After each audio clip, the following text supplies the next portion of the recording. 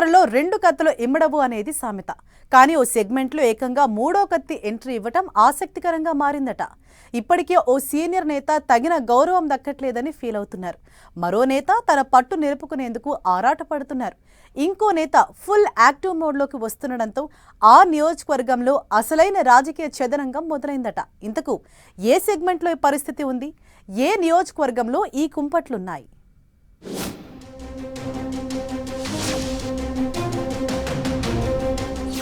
ఒంగోలు జనసేనలో ట్రైసిరస్ కీలక పదవులు ఎవరికి? ఓవైపు బాలినేని, మరోవైపు షేక్ రియాజ్ కంది రవిశంకర్. రియాజ్ రవిశంకర్ కు ఎమ్మెల్యే దామచర్ల మద్దతు. ట్రయాంగిల్ ఫైట్ తో ఒంగోలు జనసేనలో ఇంట్రెస్టింగ్ సీన్. ఒంగోలు జనసేనలో interesting political scene public attention ను గ్రాప్ చేస్తోంది. వైసీపీ నుంచి జనసేనలో చేరిన మాజీ మంత్రి బాలినేని శ్రీనివాసరెడ్డి ఇప్పటికే తనకి తగిన గౌరవం దక్కట్లేదని ఫీల్ అవుతున్నారు.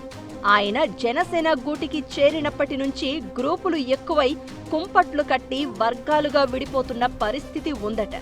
జిల్లా జనసేనలో పార్టీ ఆవిర్భావం నుంచి జెండా మోసిన వర్గం, కొత్తగా చేరిన బాలినేని వర్గం, ఇలా ఎవరి దారి వారిదే అన్నట్లుగా కత్తులు దూసుకుంటున్నారట నేతలు. ఎత్తుకు పై ఎత్తులు వేసుకుంటూ సొంత పార్టీలోనే పోటాపోటీగా ప్రత్యర్థిని దెబ్బతీయాలనే వ్యూహాలు, ప్రతి వ్యూహాలకు ఒంగోలు సెంట్రిక్ గా మారింది అంటున్నారు.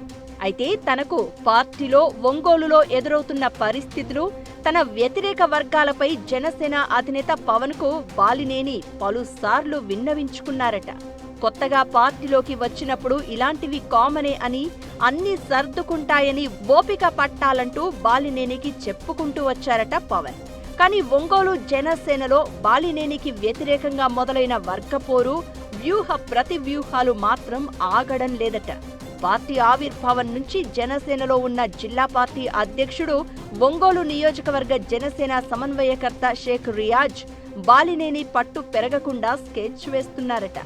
ఒకప్పుడు బాలినేని అనుచరుడిగా ఉన్న పారిశ్రామికవేత్త రవి ప్రియామాల్ గ్రూప్ చైర్మన్ కంది రవిశంకర్ కూడా బాలినేని చేరికకు ముందు జనసేనలో చేరడం, తర్వాత బాలినేనికి వ్యతిరేకంగా గ్రూపు కట్టారు.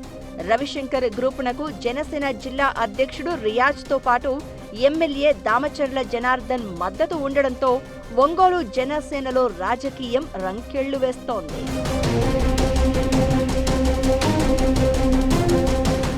బాలినేని రాకను షేక్ రియాజ్, కంది రవిశంకర్ ముందు నుంచి వ్యతిరేకిస్తూ వచ్చారు. జిల్లా రాజకీయాల్ని శాసించిన స్థాయి నేత కావడంతో జనసేన జిల్లా అధ్యక్ష పదవి ఎక్కడ తమ చేతిలో నుంచి జారిపోతుందోననే ఆందోళన చెందారట. అందుకే దామచర్లతో పాటు రియాజ్ కూడా బాలినేని చేరికను తీవ్రంగా వ్యతిరేకించారు. వైసీపీ అధికారంలో ఉన్నప్పుడు టీడీపీ నేతలపై కేసులు పెట్టించి ఇబ్బందులకు గురిచేసిన బాలినేనిని ఎలా తీసుకుంటారంటూ కూటమి పెద్దల దగ్గర పంచాయతీ పెట్టారు.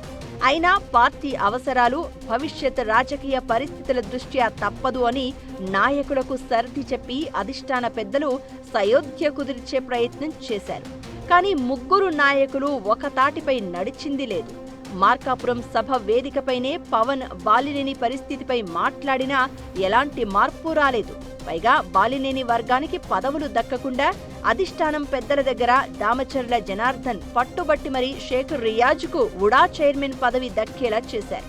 దీంతో జిల్లాలో తగిన గుర్తింపు లేక అసంతృప్తిగా ఉన్న బాలినేనికి ఉమ్మడి రాయలసీమ, ప్రకాశం, నెల్లూరు జిల్లాల డీలిమిటేషన్ కమిటీ మెంబర్గా బాధ్యతలు అప్పగించారు జనసేన అధినేత పవన్.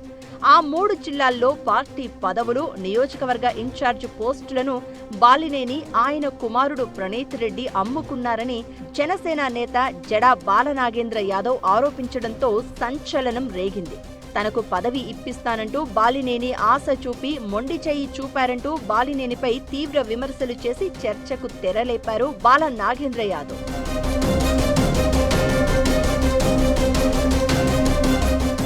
జడా బాలనాగేంద్ర యాదవ్ ఆరోపణలపై సీరియస్ అయిన బాలినేని రియాజ్ వర్గంతో కలిసి బాలనాగేంద్ర యాదవ్ తనపై కుట్ర చేస్తున్నారని పవన్ దృష్టికి తీసుకెళ్లారు. ఇప్పటికే వర్గ విభేదాలతో కుక్కలు చింపిన ఇస్తరిలా తయారైన ప్రకాశం జిల్లా జనసేనలో నేతలు కలిసే పరిస్థితి లేదట. ఎన్నిసార్లు సర్ది చెప్పినా, సయోధ్య కుదిర్చినా నేతల్లో మాత్రం మార్పు రాకపోవడంతో ప్రకాశం జిల్లా జనసేనలోని అన్ని కమిటీలను రద్దు చేస్తున్నట్లు జనసేన చీఫ్ ప్రకటించడం చర్చనీయాంశమవుతోంది. సహనానికి ఓ హద్దు ఉంటుంది. అది శృతి మించితే తాను ఎవ్వరినీ ఉపేక్షించబోనంటూ పవన్ హెచ్చరించడం జిల్లా జనసేన నాయకుల్లో గుబులు రేకెత్తిస్తోంది. దీంతో జిల్లా అధ్యక్ష పదవితో పాటు కీలక పదవులు ఎవరికి దక్కుతాయనే చర్చ జనసేన నేతల్లో నడుస్తోంది.